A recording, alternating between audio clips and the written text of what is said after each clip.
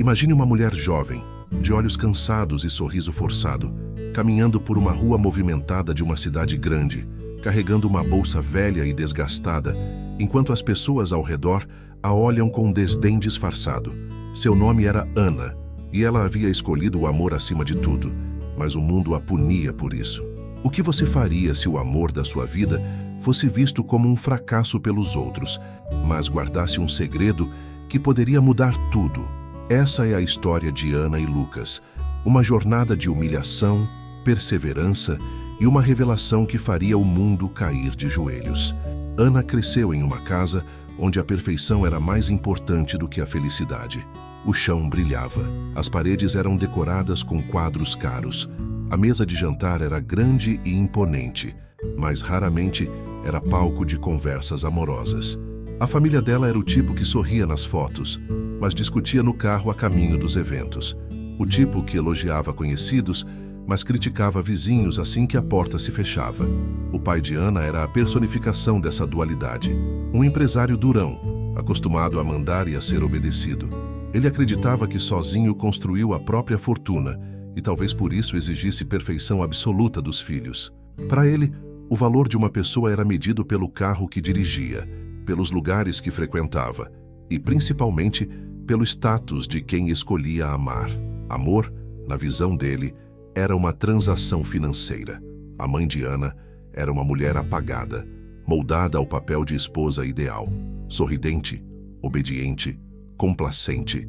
Seu olhar parecia sempre carregado, como se ela carregasse no colo não apenas a própria tristeza, mas a de todos da casa. Ela raramente opinava. E quando opinava, era para reforçar a voz do marido. Os irmãos, dois homens mimados, aprenderam desde cedo que ocupavam o centro da atenção. Cresceram ouvindo que eram mais importantes, que mereciam mais, que tinham direito a tudo. Com isso, tornaram-se arrogantes, competitivos e cruéis, especialmente com Ana. Ela era vista como a ovelha diferente, a peça fora do molde da família. E era mesmo. Ana tinha um coração grande demais para caber naquela casa. Sentia-se deslocada desde a infância, como se estivesse interpretando um papel que nunca escolheu. Enquanto a família se preocupava com status, ela se preocupava com pessoas. Enquanto o pai falava de negócios, ela pensava em livros. Enquanto os irmãos exibiam conquistas vazias, ela sonhava em fazer a diferença. E foi por isso que decidiu ser professora. Na escola pública onde trabalhava, Ana encontrou o que nunca teve em casa: sentido. As crianças, mesmo com suas dificuldades, sorriam com sinceridade. Elas não julgavam suas roupas, não se importavam com a marca de sua bolsa, não questionavam suas escolhas. Apenas queriam aprender, apenas queriam ser vistas. E Ana as via. Ela via o menino que chegava sem lanche e fingia não sentir fome. Via a menina que escondia os hematomas sob a manga do casaco. Via o aluno que lutava para ler, mas nunca desistia. Via a pureza que o mundo insistia em matar. E ali, entre cadernos amassados, lápis mordidos e risos tímidos, ela se descobriu. Mas foi do lado de fora daquela escola que sua vida mudaria completamente. Aquela tarde ainda estava gravada na memória de Ana como se tivesse acontecido minutos antes. Era uma tarde muito chuvosa. O carro dela, um modelo antigo que o pai comprou só para não dizer que não deu nada, começou a falhar no meio do caminho. O motor engasgou, tossiu e morreu. Ana encostou no acostamento, tremendo entre o desespero e o frio. Saiu do carro, abriu o capô e não viu nada além de fumaça e água escorrendo. Foi então que ouviu o som de um carro se aproximando. Um carro simples, velho, com uma batida na lateral. Quando a porta se abriu e Lucas apareceu, Ana achou por um momento que tinha visto um fantasma. Não porque ele fosse assustador, pelo contrário, mas porque parecia surgir exatamente no momento em que ela precisava. Lucas não tinha guarda-chuva. A camiseta colava no corpo pela chuva. Os cabelos molhados caíam na testa. Ele não parecia alguém que se importava com o desconforto, parecia acostumado a enfrentá-lo. "Precisa de ajuda?" ele perguntou. Não havia pena na voz dele, não havia julgamento, não havia segundas intenções. Havia apenas gentileza. Ana assentiu, quase chorando. Lucas abriu o motor com facilidade, como quem abre um livro. Enquanto suas mãos trabalhavam com precisão, eles conversavam. Ele falava da oficina onde trabalhava, das horas intermináveis mexendo em motores, da satisfação de consertar o que parecia perdido. Ana falava da escola, das crianças, dos desafios. E então, de uma forma quase inexplicável, a conversa evoluiu para algo mais profundo. Medos, sonhos, memórias, desejos. Quando o carro voltou a funcionar, Ana não sabia o que agradecer primeiro: a ajuda, o gesto, a conversa ou o alívio que sentia. Ele sorriu e se afastou. Mas o universo não tinha terminado com eles ainda. 2 dias depois, Ana estava na fila da padaria perto da escola quando ouviu uma voz familiar atrás dela. Virou-se e encontrou Lucas, com as mãos nos bolsos, sorrindo como se estivesse vendo um velho amigo. Eles conversaram ali mesmo, e a leveza daquele encontro foi tão inesperada quanto bem-vinda. E dali em diante, começaram a se encontrar mais e mais, como se o mundo estivesse conspirando para juntá-los. Foram semanas de conversas longas, meses de caminhadas e risos, noites de troca de mensagens, madrugadas olhando o céu, piqueniques em parques escondidos que pareciam existir apenas para eles. Ana percebeu que Lucas era diferente de qualquer pessoa que conhecera. Ele ouvia, ele entendia, ele cuidava, e havia uma luz dentro dele que nenhuma dificuldade parecia apagar. Mas o amor deles tinha um inimigo silencioso: o preconceito. Quando ela contou para a família, o choque foi imediato. O pai gritou, os irmãos riram, a mãe chorou. Um mecânico? Você enlouqueceu, Ana. Ele é um ninguém. Você vai acabar lavando chão de oficina. Vai destruir sua vida. Eles tentaram negociar, manipular, ameaçar, mas nada funcionou. Ana escolheu Lucas. E foi aí que o inferno começou. A família cortou o contato. As amigas se afastaram.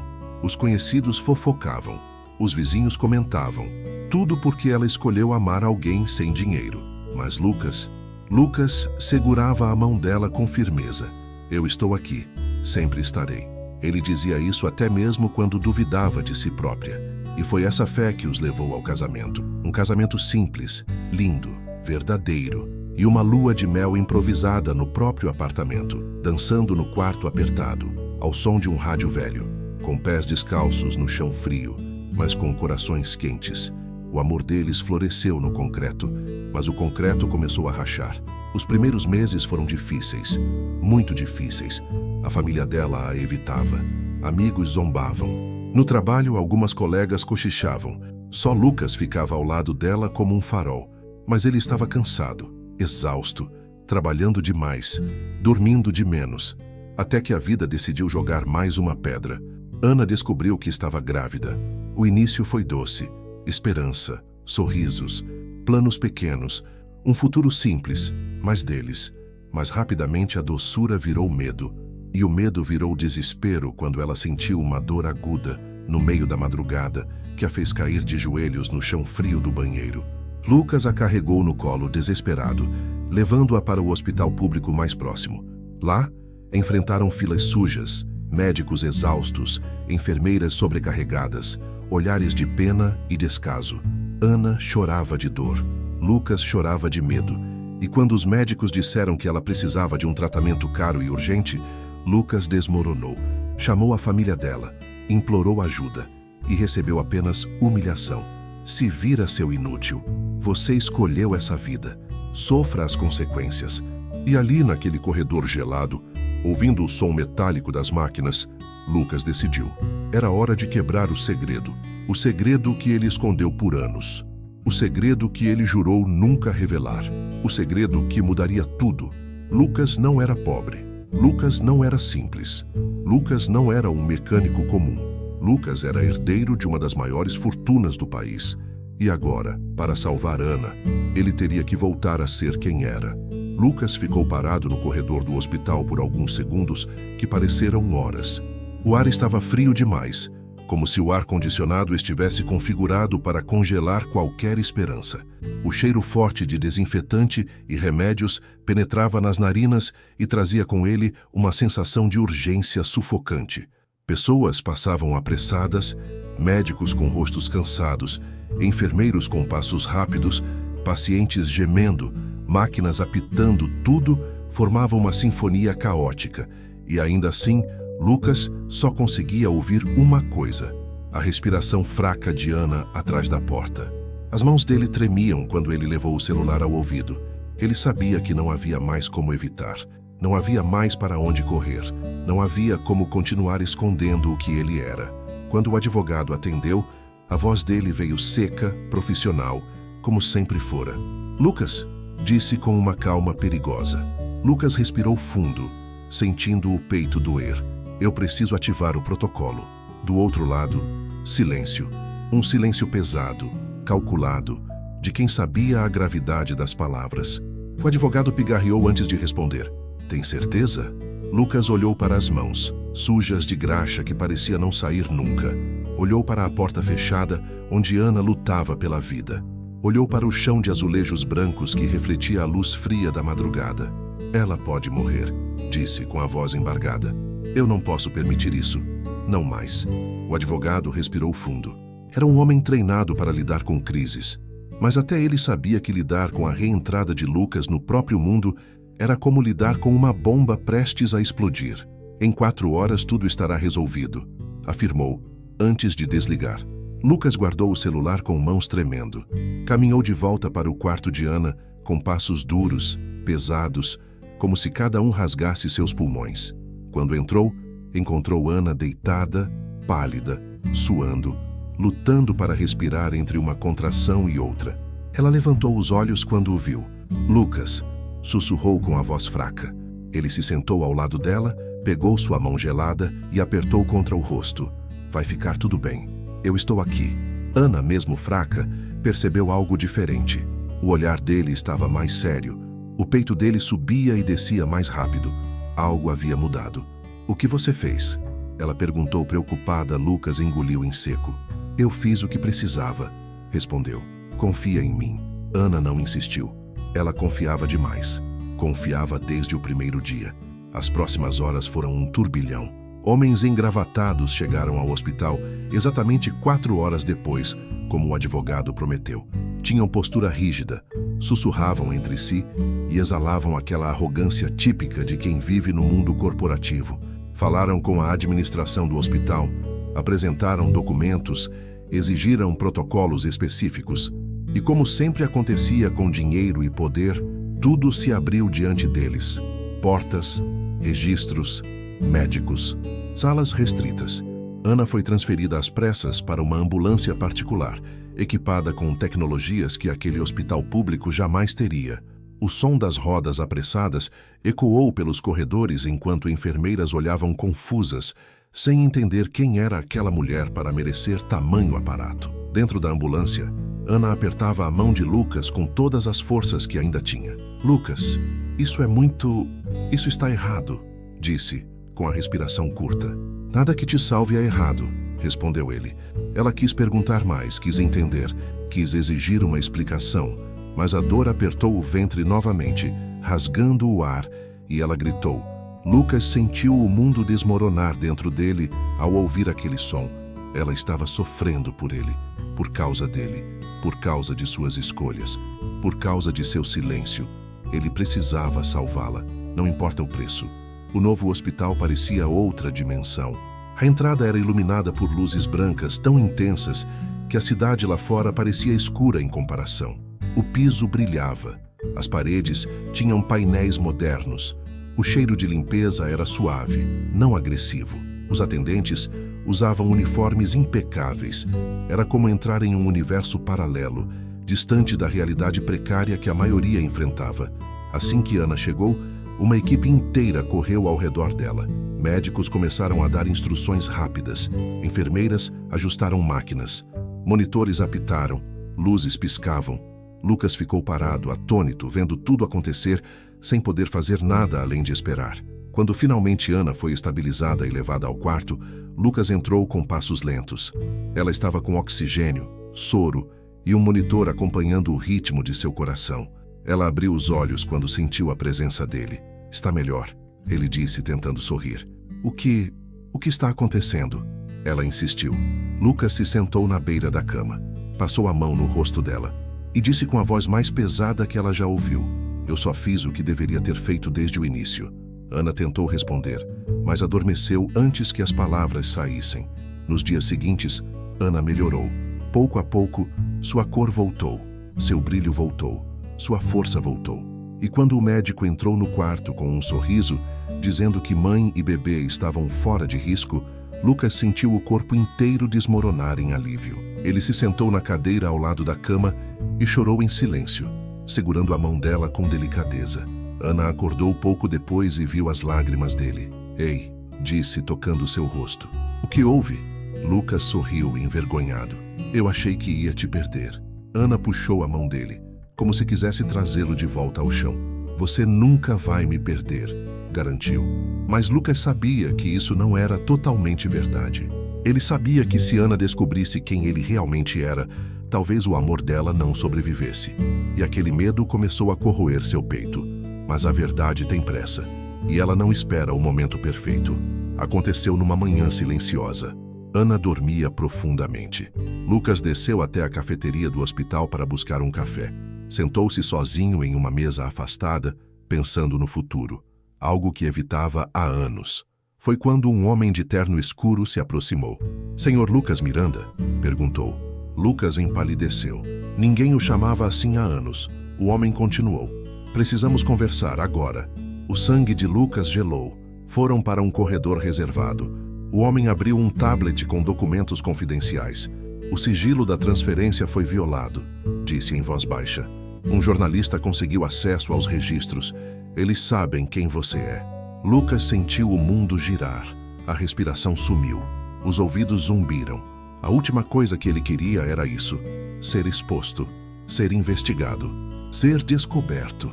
Ele correu para o quarto desesperado, mas já era tarde. Ana estava acordada, com os olhos arregalados e segurando o celular na mão. A tela mostrava uma manchete gigante. "Mecânico vive vida dupla. Na verdade, é herdeiro bilionário." Lucas parou na porta. Ana o olhou com uma mistura impossível de descrever. Dor, choque, incredulidade, alívio, medo, confusão. Ela levantou o celular devagar, como se pesasse toneladas. "Isso", sussurrou. "Isso é real?" Lucas deu um passo, depois outro, e sentou-se ao lado dela. Ele tentou falar, mas a voz não saía. Tentou respirar, mas os pulmões não respondiam. Tentou segurar a mão dela, mas temia que ela a retirasse. "Por quê?", ela perguntou com lágrimas descendo. "Por que você nunca me contou?" Lucas fechou os olhos, inalou o ar com força e, enfim, deixou a verdade sair. "Porque eu tinha medo." "Do quê?" "De perder você." Ana piscou, confusa. Lucas engoliu seco. "Eu cresci cercado por gente que só me amava pelo que eu tinha. Gente que brigava por poder, dinheiro, influência. Gente que faria qualquer coisa por um pedaço da herança. Eu cresci vendo o dinheiro destruir tudo. Eu cresci acreditando que ninguém seria capaz de me amar se eu não escondesse quem eu era." Ana levou a mão à boca. Mais lágrimas, mais dor. Lucas continuou com a voz quebrada. "A primeira vez que eu te vi, você me olhou como se eu fosse humano, como se eu fosse suficiente. E pela primeira vez na vida eu senti paz. Eu senti que podia ser amado pelo que eu sou e não pelo que eu tenho. E quando percebi que te amava, eu tive pânico de te perder." Ana colocou a mão no peito, como se o coração doesse. "Lucas", disse com a voz falhando, "eu te amei quando achei que você não tinha nada." Ele sorriu em meio às lágrimas. "E foi por isso que eu tive medo de te contar. Você é a única pessoa que eu tenho. A única pessoa que me viu de verdade. Eu nunca quis arriscar isso." Ana enxugou as lágrimas e segurou o rosto dele entre as mãos. "Você não vai me perder por isso", sussurrou. Lucas fechou os olhos, deixando que as lágrimas caíssem em silêncio. Mas lá fora, o mundo estava explodindo. A revelação se espalhou como fogo em capim seco. Jornais, blogs, sites de fofoca, redes sociais, grupos de WhatsApp, programas de TV matinais.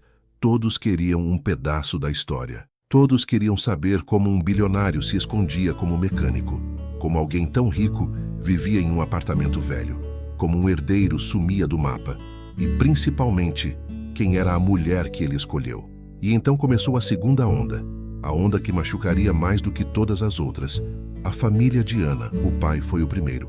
Apareceu no hospital com flores caras, um terno que custava mais do que o salário anual de Lucas na oficina.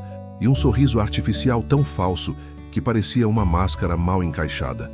"Minha filha", disse, entrando no quarto como se fosse o dono do lugar. Ana olhou para ele com estranhamento. Ela mal o reconhecia como pai. "Você..." Ele continuou, estendendo as flores. Acertou em cheio dessa vez. Lucas ergueu o rosto. O olhar dele ficou duro, frio. Ana apertou os lábios. "Você não estava dizendo isso há 3 dias. O pai engoliu em seco. Eu não sabia. Agora sei." Ana respirou fundo. "E isso muda o quê?" Ele arregalou os olhos, surpreso pela audácia dela. "Muda tudo, Ana. Esse homem, ele é o mesmo homem que você chamou de fracassado." Ela completou. "O mesmo homem que você disse que arruinaria minha vida. O mesmo homem que você humilhou quando ele te pediu ajuda." O pai tentou falar, mas não conseguiu. Lucas assistia em silêncio, mas seu peito ardia. Finalmente Ana estava vendo, com os próprios olhos, quem a família era. A mãe entrou logo depois, chorando. Os irmãos vieram em seguida, melosos, arrependidos demais, tarde demais. Até os tios mandaram mensagens. Amigas antigas reapareceram fingindo preocupação. Colegas de trabalho enviaram áudios longos, cheios de falso carinho. E Ana sentiu enjoo, não pelo bebê, mas pelo nojo que sentiu de tanta falsidade. Nos dias seguintes ela evitou todos. Só queria Lucas, só queria paz. E foi ali, exatamente ali, que o amor deles se fortaleceu como nunca antes. Lucas cuidava dela com calma, trazia comida, fazia massagem nos pés, arrumava o travesseiro, colocava músicas suaves, acompanhava cada passo da recuperação. E Ana olhava para ele como se finalmente enxergasse o homem que estava diante dela desde o começo. Não o bilionário, mas o homem. O mesmo que parou na estrada na chuva. O mesmo que colheu flores para ela. O mesmo que trabalhou até as mãos doerem para sustentar o lar. O mesmo que a segurou enquanto ela chorava. E ali, naquele hospital silencioso, ela teve certeza. Ele era o amor da vida dela. Ele era o homem que ela escolheria de novo, mesmo sem dinheiro, mesmo sem nada, principalmente sem nada. Quando receberam alta, Lucas os levou para um apartamento temporário aconchegante, iluminado, seguro. Ana caminhava devagar pelos cômodos, analisando cada detalhe. Era bonito, era limpo, era espaçoso, mas não tinha luxo excessivo. Era um lugar que tinha a cara deles. Na primeira noite ali, depois que Sofia dormiu, Ana se sentou com Lucas no sofá. "Você pode me contar tudo?" ela perguntou. Lucas respirou fundo. Sabia que aquele momento chegaria e contou tudo. Falou da infância em mansões frias, dos pais ausentes, dos tios gananciosos, das brigas por herança, da morte trágica do avô, da guerra entre os parentes, da destruição emocional que ele presenciou, do nojo que desenvolveu pelo dinheiro, do vazio que sentiu ao viver rodeado de luxo, do dia em que fugiu, do nome que deixou para trás, da fortuna que nunca tocou, do desejo profundo de ser apenas Lucas, um homem, não um sobrenome, não um saldo bancário, não um rosto estampado em capas de revista. E Ana ouviu tudo, sem julgamento, sem medo, sem interesse no dinheiro. Ela encostou a cabeça no ombro dele e sussurrou: "Você sempre foi você, mesmo quando estava perdido." Lucas fechou os olhos e sorriu emocionado. Pela primeira vez em anos, sentia que pertencia a alguém. A partir dali, a história deles deixou de ser sobrevivência e começou a ser renascimento. Mas o mundo ainda não tinha terminado com eles. A justiça emocional deles ainda não estava completa. A reviravolta ainda não tinha chegado ao auge. Ana ainda teria que enfrentar a parte mais dura da jornada, a reconciliação com seu passado e a decisão final sobre sua família. A vida depois da revelação parecia um território completamente novo, ainda desconhecido para Ana. Cada dia trazia consigo uma sensação estranha, como se ela estivesse aprendendo a viver outra vez, mas agora com um espelho gigante apontado para suas escolhas e para a verdade de quem sempre foi. O apartamento temporário onde estavam era confortável, mas Ana sabia que não era aquilo que definia sua nova vida. O que definia era o fato de que, pela primeira vez, ela estava vivendo ao lado de alguém que nunca mentiu para feri-la. Mesmo quando ocultou a própria identidade, Guardou a verdade como quem protege uma flor frágil do vento. Ela acordava quase todas as manhãs antes de Lucas. Observava seu perfil adormecido, o peito subindo e descendo ritmado, o braço forte repousado sobre o colchão. Ele parecia tão humano naquele momento, tão vulnerável, tão diferente do que a mídia pintava.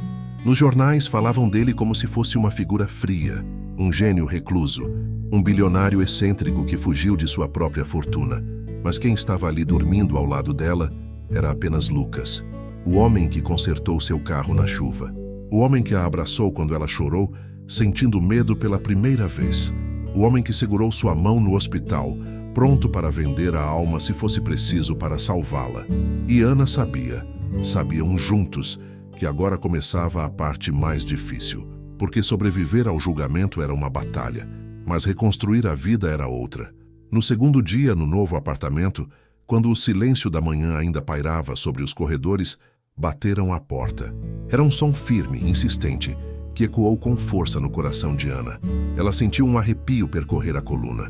Lucas, que estava preparando café, ergueu o olhar imediatamente. Ana respirou fundo. "Vai ver quem é." "Eu vejo", respondeu ele com a voz baixa. Ele caminhou até a porta e abriu uma fresta. Do outro lado estava o pai de Ana. Vestia o mesmo terno caro do hospital, mas agora havia algo diferente. O rosto estava mais tenso, as rugas mais profundas. Os olhos estranhamente pareciam menores, não por humildade, mas por orgulho ferido. "Lucas", disse ele, forçando uma expressão cordial, "gostaria de falar com a minha filha." Lucas abriu a porta apenas o suficiente para Ana enxergar de dentro da sala. Ela sentiu o estômago embrulhar. "Pai", disse ela, mantendo a voz firme. "Por que veio?" Ele suspirou, simulando cansaço. "Ana, eu sei que cometi erros, mas você não pode me culpar para sempre. Eu sou seu pai." As palavras ficaram suspensas no ar, carregadas de uma cobrança emocional que ele sempre soube usar. Ana olhou para Lucas e viu nos olhos dele algo que a encorajou, confiança. E então tomou coragem. "Meu pai não teria me deixado sofrer do jeito que você deixou", respondeu. "Meu pai não teria desligado o telefone quando eu mais precisei. Meu pai não teria me humilhado por amar alguém que eu escolhi." Ele tentou se justificar. "Você estava tomando uma decisão apressada, emocional. Eu só quis o melhor para você." "O melhor para você, pai", corrigiu Ana. "Não para mim." Ele endureceu o olhar. "Você tem noção do que está perdendo ao se afastar da família?" Ana deu um sorriso triste. "Eu não estou perdendo, eu estou me libertando." O silêncio tomou o corredor. O pai de Ana abriu a boca para responder, mas Lucas interrompeu, com uma gentileza firme, a mesma com que sempre tratava situações que poderiam explodir. "Acho melhor o senhor ir", disse ele. "Ana precisa descansar. Ainda estamos nos ajustando." O pai olhou para Lucas com uma mistura de inveja, desprezo e medo, mas não disse mais nada. Quando ele se afastou pelo corredor, Ana fechou a porta devagar e desabou em lágrimas. Não de tristeza, mas de libertação. Lucas a abraçou. E naquele abraço, Ana entendeu algo que demorou anos para enxergar. A verdadeira família é aquela que cuida, não aquela que cobra. Os dias que seguiram foram uma espécie de purificação emocional para Ana. Ela andava pela casa com Sofia nos braços, sentindo-se mais forte do que jamais se sentiu. O peso das expectativas alheias finalmente começava a se desfazer. Ela via nos olhos de Sofia, grandes, curiosos, cheios de vida, uma promessa de futuro honesto. Um futuro que ela construiria não com dinheiro, mas com caráter. E Lucas vivia em um misto de alívio e tensão. Alívio por finalmente ser honesto com ela. Tensão por saber que o mundo agora sabia quem ele era. A mídia ainda tentava entender sua história. Jornais publicavam teorias malucas. Alguns diziam que ele era um gênio escondido. Outros que era um fugitivo. Outros ainda que tinha problemas mentais. E claro, havia aqueles que tentavam usar sua imagem para lucrar. Mas Lucas não dava entrevistas. Não respondia a jornalista. Não aparecia em público. Ele queria apenas cuidar de Ana, cuidar de Sofia e, principalmente, se redescobrir. Porque naquela altura, Lucas também precisava se entender novamente. Precisava reconectar as partes de si que deixou para trás. Precisava, enfim, decidir que tipo de homem queria ser. Foi então que um evento inesperado mudou tudo. Certa manhã, enquanto Lucas estava no computador, analisando contas antigas da família, Ana se aproximou e colocou a mão no ombro dele. "O que está fazendo?" ela perguntou com delicadeza. "Tentando entender o estado real das coisas", respondeu ele, franzindo a testa. "Faz anos que não mexo nisso. Tem documentos, investimentos, compromissos. Eu preciso organizar tudo." Ana se sentou ao lado dele. "Lucas, posso te fazer uma pergunta?" "Claro. Você quer mesmo isso?" Ele piscou, confuso.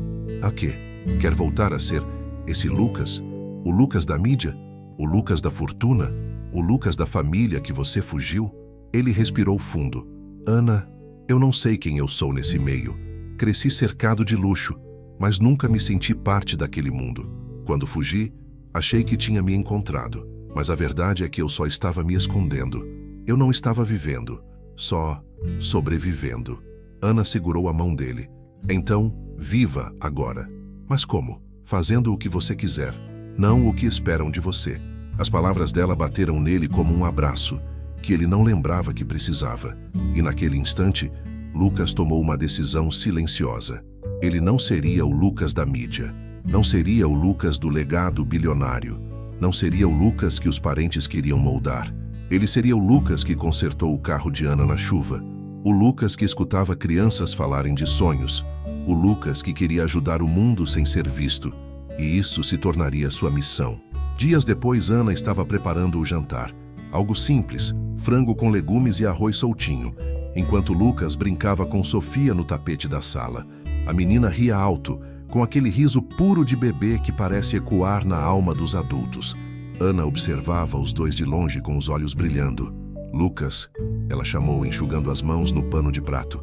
Ele se levantou com Sofia no colo e se aproximou. "O que foi?" Ana respirou fundo. "Você já pensou em como poderia usar seu dinheiro, não para viver luxuosamente, mas para viver com propósito?" Ele franziu a testa. "Como assim?"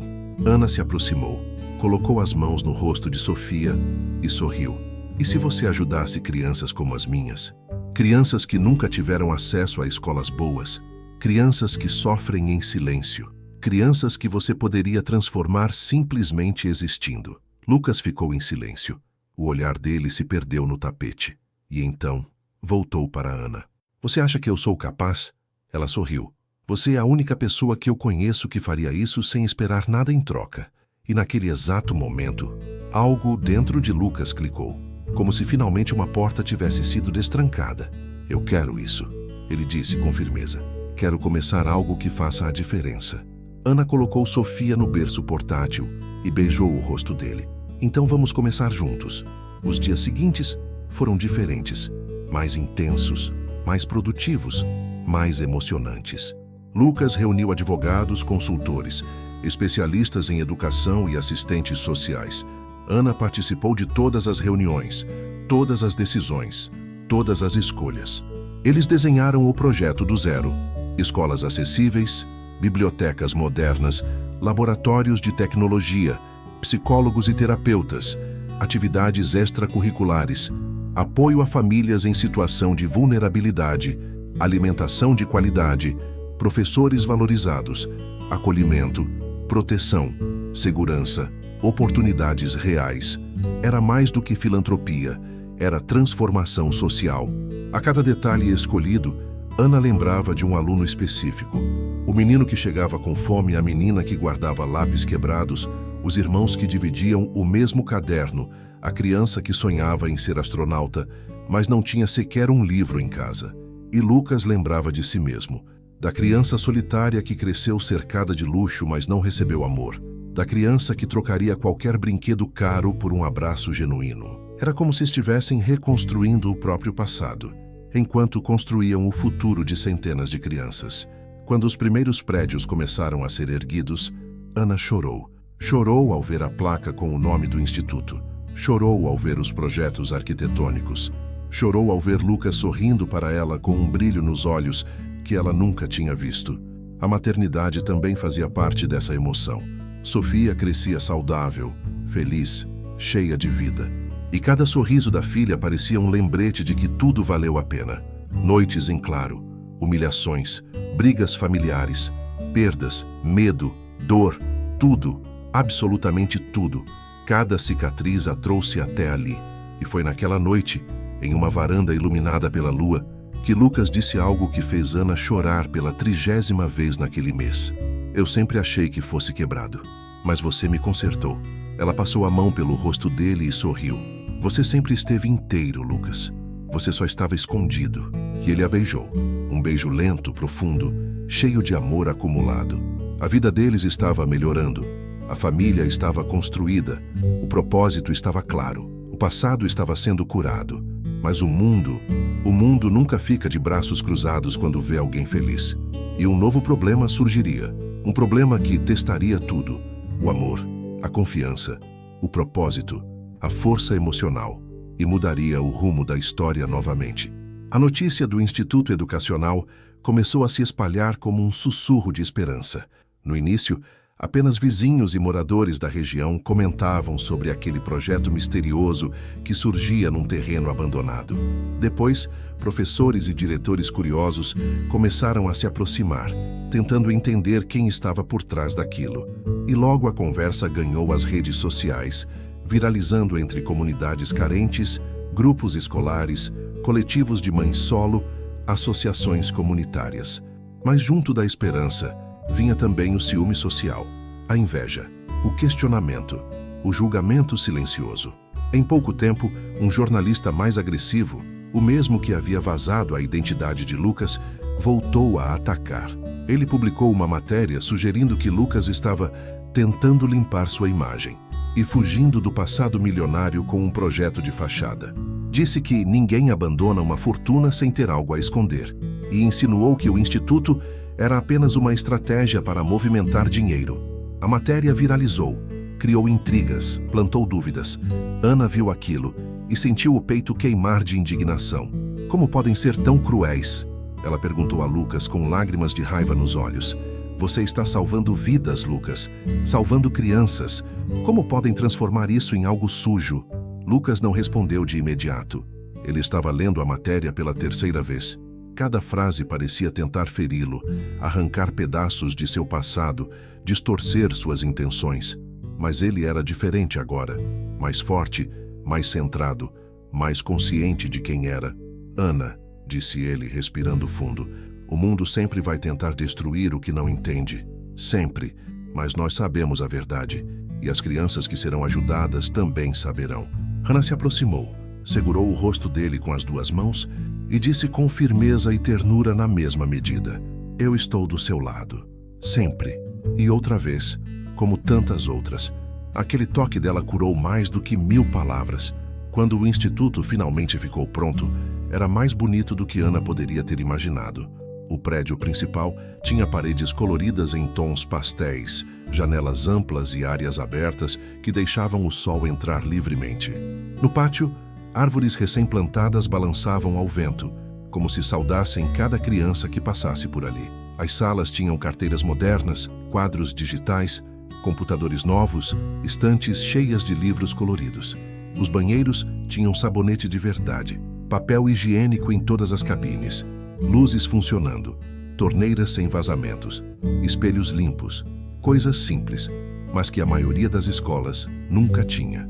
Ana caminhava pelos corredores quase em transe, emocionada, tocando as mesas, os livros, as paredes, como se estivesse tocando uma parte de si mesma que finalmente havia se materializado no mundo. Os professores contratados eram profissionais brilhantes, escolhidos a dedo por Ana e Lucas. Gente com paixão pela educação. Gente que chorou ao ver as instalações. Gente que sentiu a missão daquele lugar. A equipe administrativa era gentil e preparada. Os psicólogos estavam empolgados com os projetos de acolhimento. Os voluntários eram dedicados. E as famílias que se inscreveram choravam ao saber que seus filhos teriam uma chance real na vida. Lucas assistia tudo em silêncio, com as mãos no bolso, sorrindo devagar. Aquele sorriso calmo que Ana sempre reconhecia como um sinal de gratidão profunda. Mas havia uma pessoa que não aparecia desde a discussão no corredor do apartamento. O pai de Ana. Ele estava em silêncio. Silêncio que não era pacífico, era estratégico. Até que um dia, quando o instituto já estava prestes a abrir as portas, Ele finalmente tomou coragem e voltou. Era uma tarde ensolarada. Ana estava organizando livros em uma das salas de leitura quando ouviu passos pesados entrando no ambiente. Ela se virou esperançosa de que fosse Lucas, mas não era. Era ele, seu pai, usando um terno caro como sempre, com as mãos nos bolsos. E aquele olhar calculado que ela conhecia bem, o olhar de quem estava prestes a fazer um discurso ensaiado. Ana, disse ele, tentando sorrir. Que lugar bonito. Ela não respondeu. Ele deu mais alguns passos, observando o ambiente como se fosse um comprador avaliando um produto. A imprensa está comentando sobre o instituto. É impressionante. Eu queria... Ele hesitou. Coisa rara para ele, mas hesitou. Eu queria parabenizar você. Ana largou o livro que estava segurando. Parabenizar? Ela repetiu sem acreditar. Agora, depois de tudo o que você falou, você nem queria que eu tivesse filhos. Disse que eu era irresponsável, que estava jogando minha vida fora. Ele suspirou. Eu estava com medo. Só isso. Com medo de perder você para um mundo que eu não entendia. Você sempre foi diferente. Sempre negou tudo o que eu tentei construir. Sempre foi mais sentimental, mais frágil.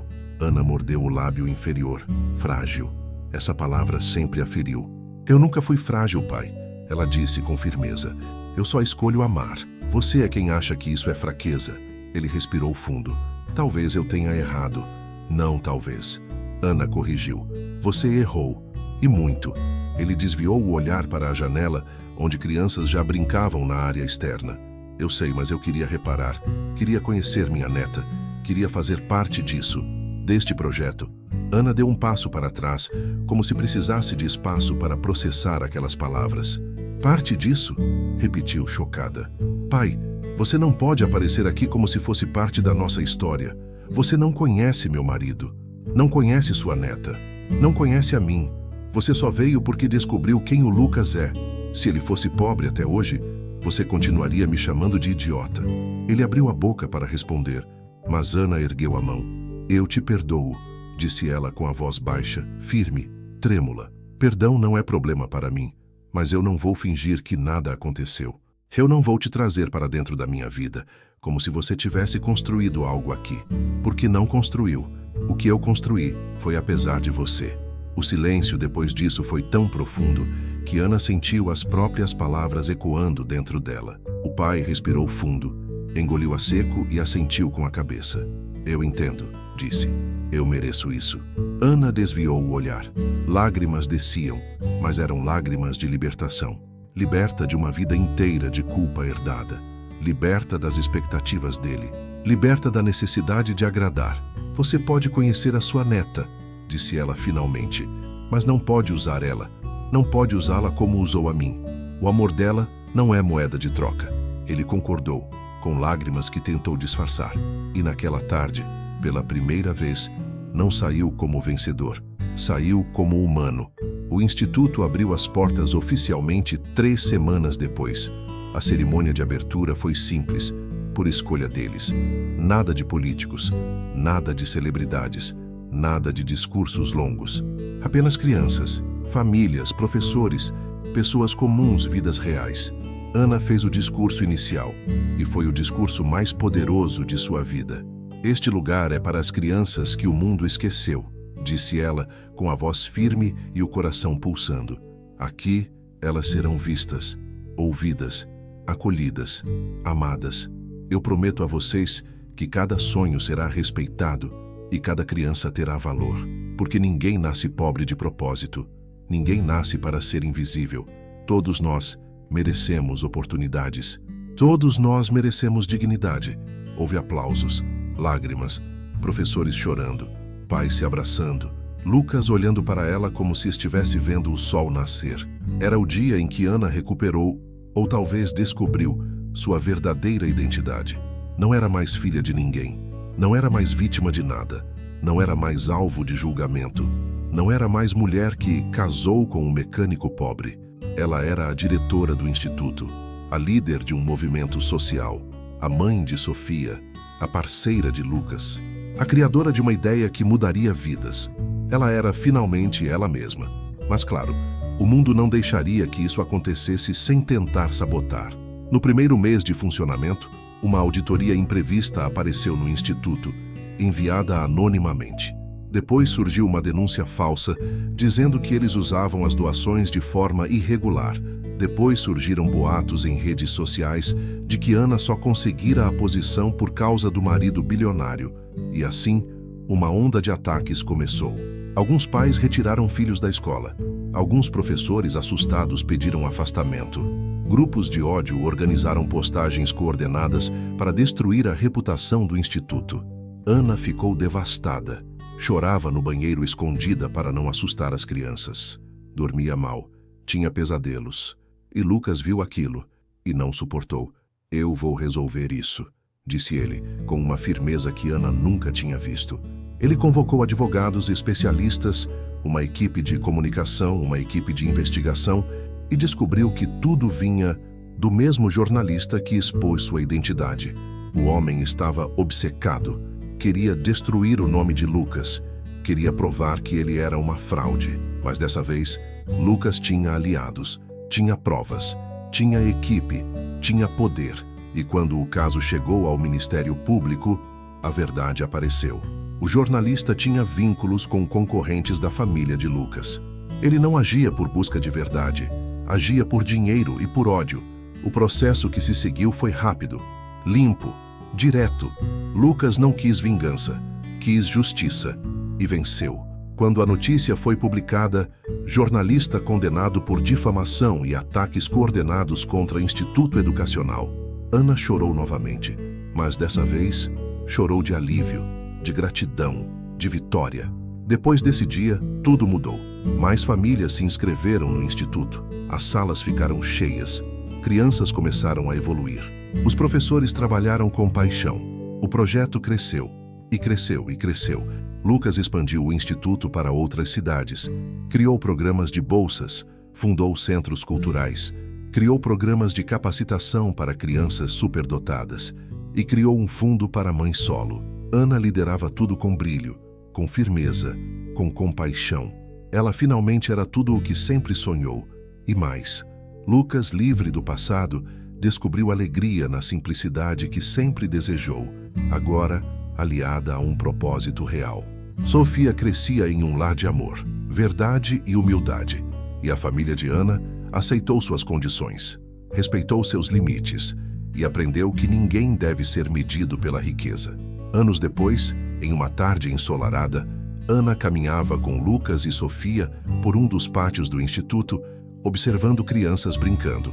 Uma mãe se aproximou, com lágrimas nos olhos. "Meu filho, ele nunca teve oportunidade assim", ela disse emocionada. "Obrigada. Obrigada por tudo." Ana sorriu, tocada. Lucas segurou a mão dela. E naquele instante, Ana finalmente entendeu algo que sempre esteve ali, mas que agora se revelava com clareza. A vida não recompensou ela e Lucas com dinheiro. Recompensou com propósito, com família, com verdade. A riqueza não estava nas contas bancárias, estava nas vidas que eles transformaram. E então, com o coração cheio e a alma em paz, ela olhou para Lucas e disse: "Nós vencemos." Ele a abraçou. E eles ficaram ali em silêncio, enquanto o sol iluminava o pátio cheio de risos, passos e esperança. E agora eu preciso te fazer a mesma pergunta que Ana fez a si mesma por anos. O que você faria se o amor da sua vida fosse visto como fracasso pelo mundo inteiro, mas escondesse um segredo capaz de transformar tudo? E mais, o que vale mais, aparência ou verdade? Dinheiro ou caráter? Status ou amor? Se essa história mexeu em alguma ferida sua ou acendeu alguma chama aí dentro, deixe nos comentários e se inscreva no canal para não perder a próxima história, porque histórias como essa não são apenas ouvidas, são sentidas.